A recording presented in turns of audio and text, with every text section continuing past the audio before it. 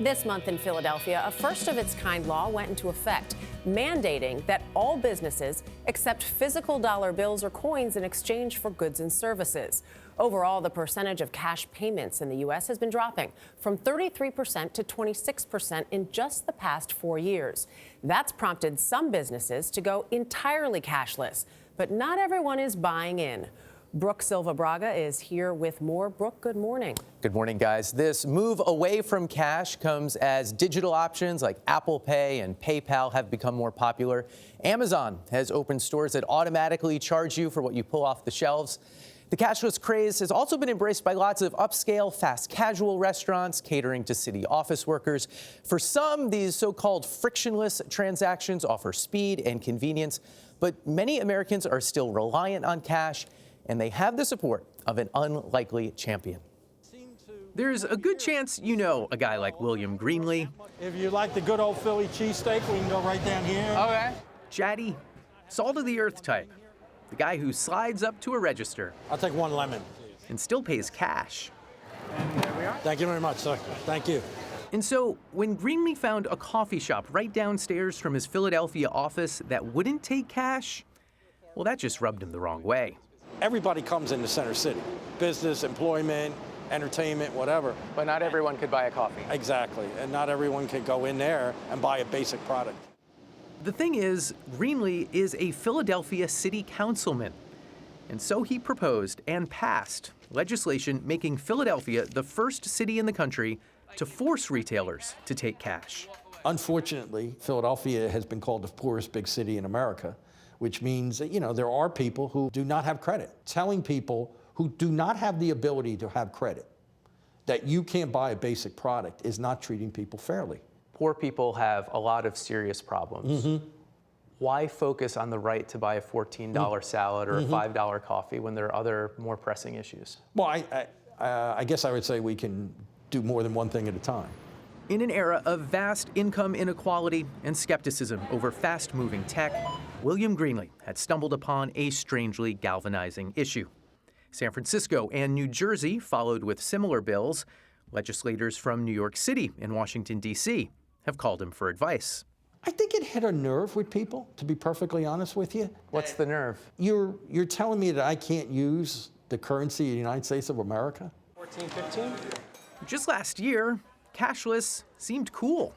The owners of Dos Toros Taqueria told CBS News they rarely had to turn away customers wanting to use cash. That's where everything's going. I know China's basically there already. India's halfway there. Two Forks, another fast casual spot, touted the increased efficiency of going cashless. With every cash transaction, the payment process was slowing down significantly.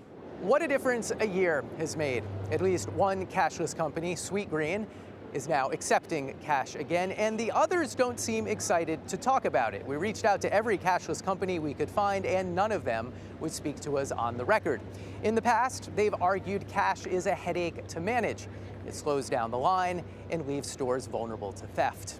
You see this trend continuing. We won't be using cash. We'll be using less and less. Economics professor Ken Rogoff was willing to talk about the problems with cash. He's the author of The Curse of Cash and argues, among other things, hard money fuels crime. Human trafficking, drug smuggling, big-time tax evasion. It would be better, he thinks, if we were more like Sweden, where cash has nearly been phased out. And the U.S. will get there too, Rogoff says, in another 5 or 10 years. There's no question that cash, is in its last era. Electronic payments are being favored by consumers. Forget the businesses. We're on the Harvard campus here. If you talk to my undergraduates, they'll say, well, what do we need cash for unless we're buying marijuana? That's pretty funny. If and when cash fades away, Rogoff has an idea for helping the 20 million Americans who live in unbanked households, meaning they don't have any bank or credit accounts. It would not be that expensive to provide free, basic debit cards to people. And a number of other countries have done this. India's done it. I mean, if India can afford to do it, we can afford to do it. But the march from paper money to the digital future has taken a notable detour in Philadelphia. As the city considered its cashless ban, Amazon warned officials that the legislation would discourage them from opening a cashless Amazon Go store in Philly. But in the end, it was not William Greenlee who caved. I understand Amazon Go, am I saying Yeah, it right? yeah. They do take cash. You know, they did not at first, and then they have decided to do it. That might have something to do with you. Well, maybe. Not just me, but I think the fact that this anti-cashless thing is spreading around, I think it did have something to do with it. I don't apologize for doing this. I think it's the right thing to do.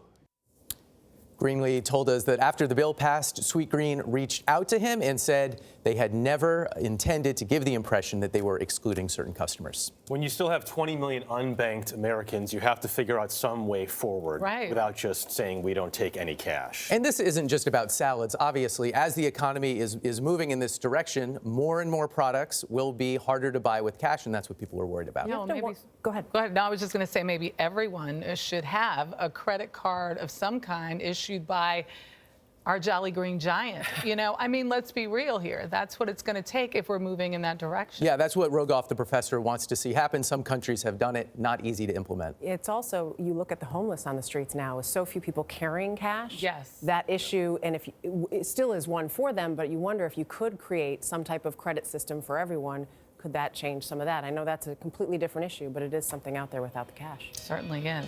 Thank you.